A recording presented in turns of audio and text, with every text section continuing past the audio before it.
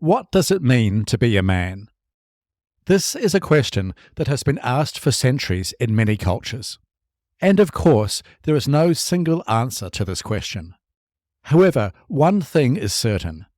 Men, just like everyone else, wear various masks to cope with societal expectations, personal insecurities, and the ever-changing roles we assume in our lives.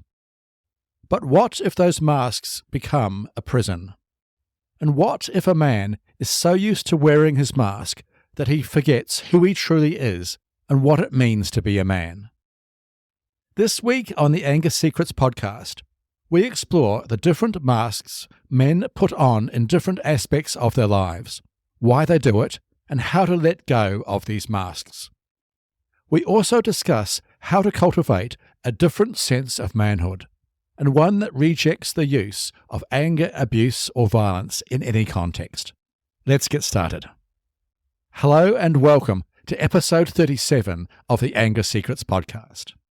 I'm Alistair Hughes, and over the last 30 years, I've taught over 10,000 men and women how to control their anger, master their emotions, and create calmer, happier, and more respectful relationships. In this podcast, I share practical strategies and real-life stories to help you control your anger, master your emotions, and create calmer, happier, and more loving relationships.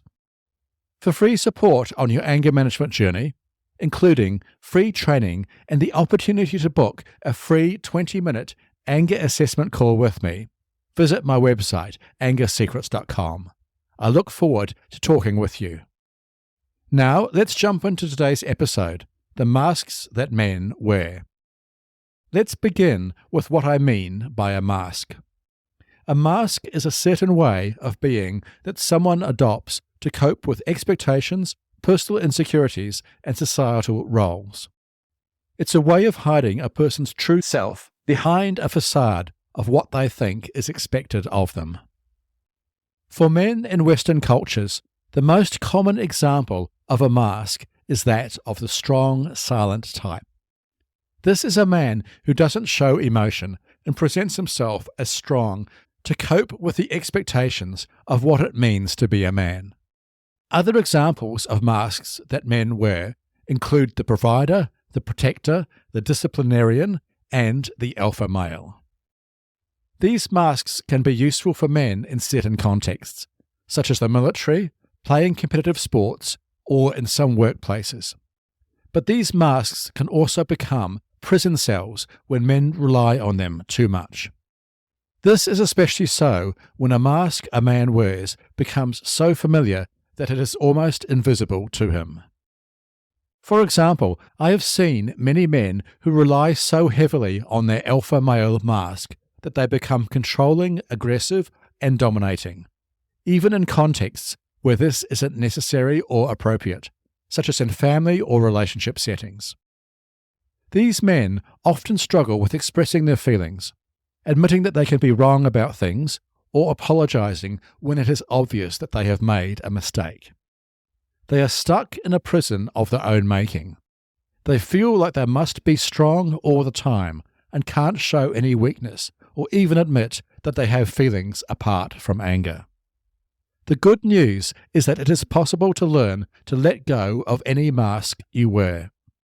If you are stuck in an alpha male mask or struggle with any aspect of dominant masculinity, it is important to acknowledge that this mask isn't serving you. This is especially so if the only way you know to resolve arguments is to dominate or control the other person, or walk out if things are getting too tough.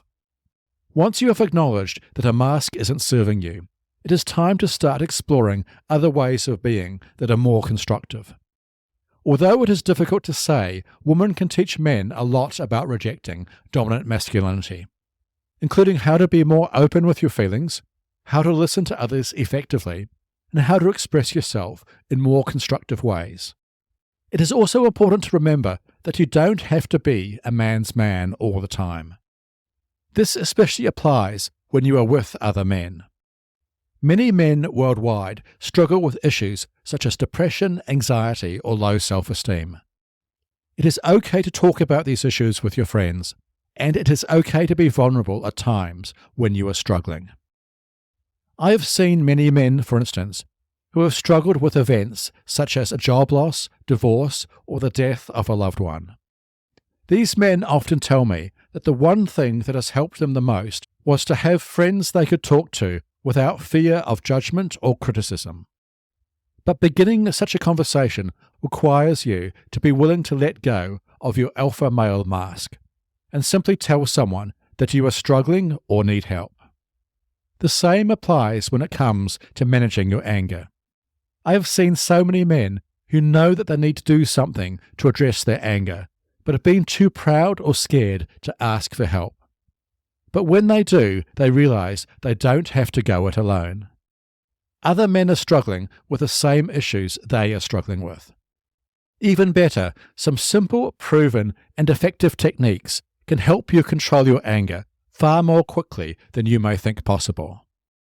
The dominant Western, strong, silent mask of masculinity is an outdated and harmful way of being a man, but it doesn't have to be this way. You have the power to create a different sense of manhood for yourself and the people around you, and one that rejects the use of anger, abuse, or violence in any context. In this new way of being a man, qualities such as openness, vulnerability, and emotional intelligence are valued. The new way of being a man allows men to be their true selves without fear or shame. And best of all, by stepping into a new way of being a man, you are showing the generations that come after you, including your sons and daughters, that there is a better way to be a man in today's culture. If you want help to let go of the mask you wear, I am here to help.